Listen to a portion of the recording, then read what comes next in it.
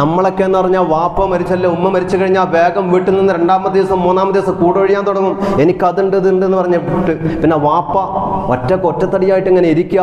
എൻ്റെ പ്രിയപ്പെട്ടവരെ, ആ ഇരുത്തത്തിൽ ആ ഒറ്റത്തടിയായിട്ട് ഇരിക്കുന്ന അവസ്ഥ, ആ ഒരവസ്ഥയിൽ ഏകാന്തവാസം അനുഭവിക്കേണ്ട ആളുകളല്ല നമ്മുടെ പിതാക്കന്മാർ.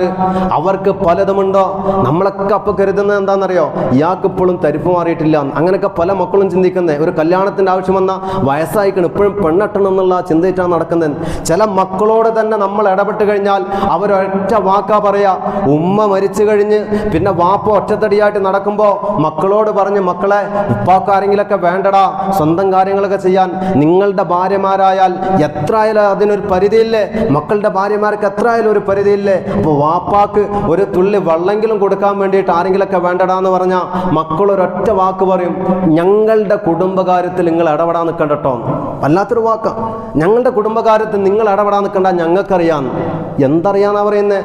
ഈ 4 മക്കളുണ്ടെങ്കിൽ ആദ്യത്തെ ഒരാഴ്ചയൊക്കെ ചിലപ്പോൾ മൂത്തവൻ നോക്കും, പിന്നെ വാപ്പനോട് വാപ്പ നിങ്ങളെ മോനല്ലേ മറ്റേത്, തൽക്കാലം ഒരാഴ്ച എനിക്കൊന്നും ഇങ്ങനെ പോയി വരാണ്ട്, പോയി വരുന്നത് വരെ നിങ്ങൾ തൽക്കാലം ഒന്ന് അവിടെ പോയി ഒന്ന് പോയി നോളിയും. ചിലപ്പോൾ വാപ്പ അയാളെ തുണിക്കുപ്പായൊക്കെ എടുത്ത് അവിടെ പോയി നിൽക്കും. പക്ഷെ പോയി വന്നാലും മൂത്ത മകൻ തിരിച്ചു വന്നാലും പിന്നെ വിളിച്ചു വരുന്ന വിഷയമില്ല.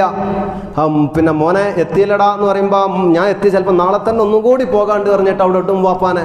ഓരോരുത്തരിങ്ങനെ ഫുട്ബോൾ തട്ടും പോലെ പിതാവിനെ തട്ടാൻ തുടങ്ങും. ഇതാണ് ഇന്നത്തെ ജീവിതങ്ങളോ. ഇതൊക്കെ അവസ്ഥകൾ പല നാട്ടിലും കാണാറുണ്ട്. ഉമ്മ മരിച്ചു കഴിഞ്ഞാൽ പിന്നെ ഉപ്പാക്ക് ഒരുത്തിനോടും സംസാരിക്കാനോ ധർമ്മസങ്കടങ്ങൾ പറയാനോ ആരുമില്ലാത്ത അവസ്ഥ. മക്കൾ ഉപ്പായുടെ കാര്യങ്ങൾ ശ്രദ്ധിക്കാത്തതായ അവസ്ഥ. അങ്ങനെയല്ല, ഉപ്പാക്ക് ആഗ്രഹങ്ങളുണ്ടോ, ഉപ്പാക്ക് ആവശ്യങ്ങളുണ്ടോ, മക്കൾ നിറവേറ്റി കൊടുക്കണം. മറ്റൊരു ഭാര്യയിലേക്ക് ആവശ്യങ്ങളുണ്ടെങ്കിൽ മക്കൾ നിറവേറ്റി കൊടുക്കണം.